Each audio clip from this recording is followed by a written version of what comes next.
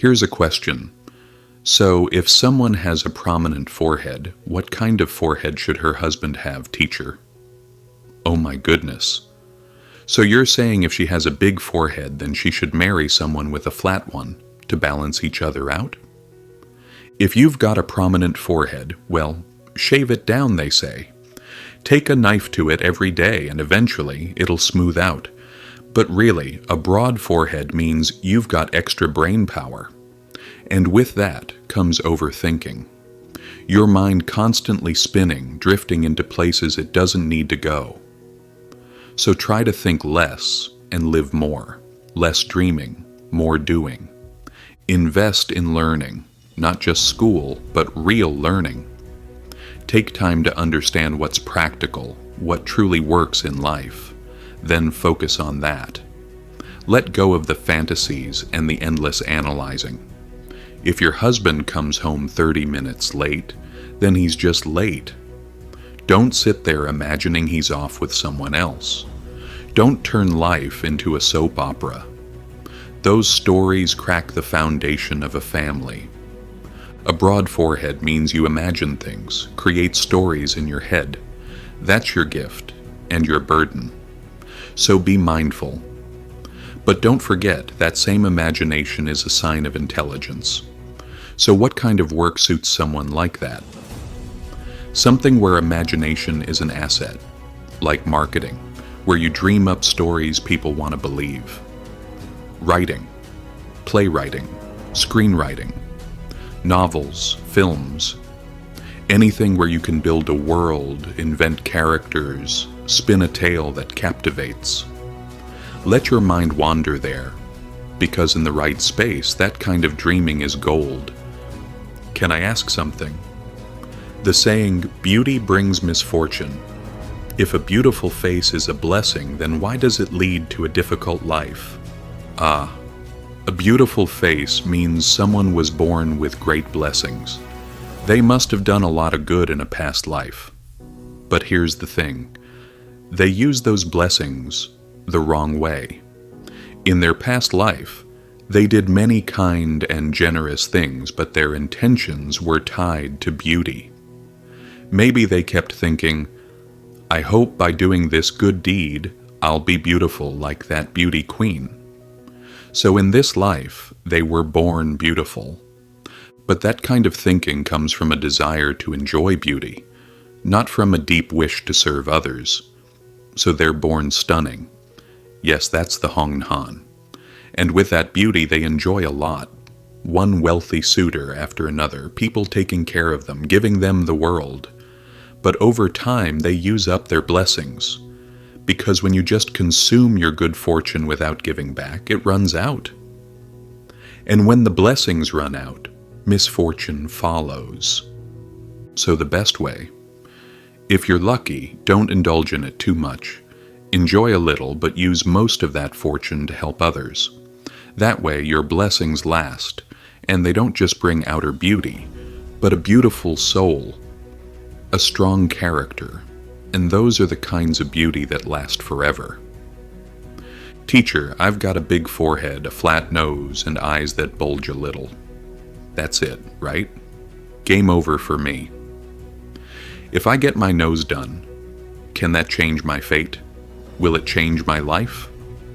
Listen, if you truly feel no confidence in yourself, if you ask 10 people and nearly all of them say, yeah, you're not attractive, not even a little bit charming, then maybe, yes, consider a change. But if you choose to do it, please be incredibly careful. One wrong choice, one careless procedure, and you could end up like the tragic case of that woman from the Kat Tuong clinic, whose life was destroyed by a botched surgery. But if you still have even a flicker of confidence left, then don't rush to change your face. Instead, start by changing your view. Study the wisdom of physiognomy. Understand what it means to see life with right understanding. Wake up to your deeper purpose. And surround yourself with good-hearted friends, people who help you grow. Not just on the outside, but where it really matters, your spirit. When you work on your character, when you become kind, patient, thoughtful, your eyes will change. They'll soften, they'll glow. Kind eyes are always beautiful. And when you breathe deeply, speak from the heart, your voice will become warm, rich, soothing. These are the things that make people feel drawn to you, no matter what your features look like. Later, Aunt Mai will share her secret with this young woman here. You know, Aunt Mai may not look like much, but her husband is 5 times more handsome than she is. So believe me when I say, fixing your appearance might shift things a little, but only a little. If you want to change your fate, change your heart. That's where true transformation begins. There's a student named Tai Duong Kong. Sounds like a name straight out of a martial arts novel. Maybe he's into mastering secret techniques. So, for someone said to be born with noble traits, what hidden signs might they carry on their body? In the study of physiognomy, everything begins at the root. These signs of noble destiny often lie beneath the surface. So where do we look? This student asked, if someone is born with an elevated, distinguished aura, what subtle, hidden features reveal their extraordinary path? Hidden traits, true hidden traits, aren't just moles tucked under your armpit. That's not destiny. That might just be body odor. I've never bought into the idea that random moles in secret places mean someone special. How would you even verify that? Ask thousands of people to raise their arms for a mole survey. That's not wisdom. That's guesswork. When we study appearances, we must question, not to reject, but to understand deeper. Real hidden traits are like roots buried underground. And the most powerful one is your inner character, your spirit. It shows in your eyes, your voice, the way you live. Normally it stays quiet, but in a sudden moment, a deal, a temptation, it comes out. At home, calm. Outside, see a pretty girl, and bam, there it is. That's the hidden trait. And if we look with mindful eyes, we'll see it. Always. Mạc Đĩnh Chi was said to be as ugly as a ghost, as ugly as a monkey even. So how did he become the top scholar of not just one, but 2 nations? His appearance was far from impressive. But what people often overlook is that Mạc Đĩnh Chi lived his whole life in a simple, humble home made of earth and bamboo. He refused a high salary, choosing instead to return it to the king. And yet, he became Trung Nguyen, the highest-ranking scholar of 2 countries, because he was profoundly wise. As a child, he was so committed to learning that he tied his hair to the ceiling. His goal was simple. I don't sleep until I finish studying. These days, when we feel sleepy, we go to bed. But Mạc Đĩnh Chi, he stayed awake. Every time his head drooped, his tied-up hair would yank him back and he'd continue studying. That's how he became the top scholar of Vietnam and later of China.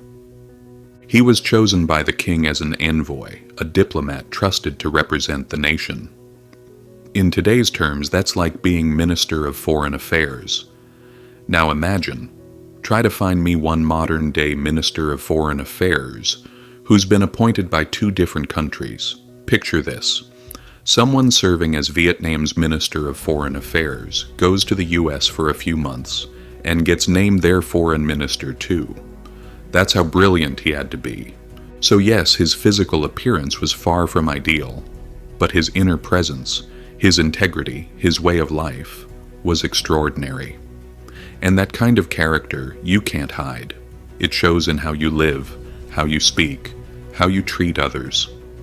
I'm sure his spirit and energy were felt through his eyes, his voice, his presence, even if we've never seen or heard him ourselves. And voice?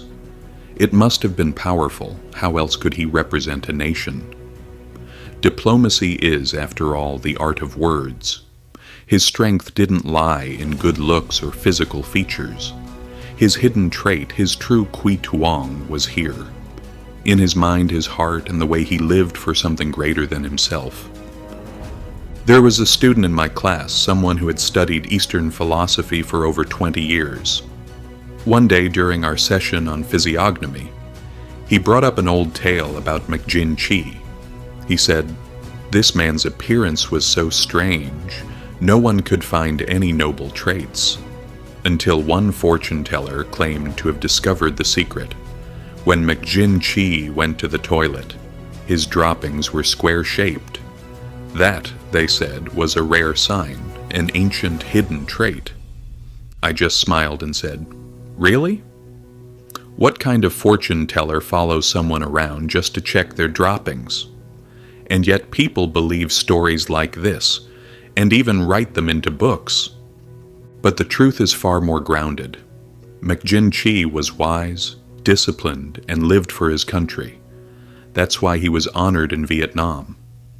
And when he went to China, he brought the same heart and intellect, and was honored there too. No strange signs, no myths, just real virtue and talent. So when we study ancient wisdom, we have to be discerning. Learn to filter the folklore and hold on to what truly matters.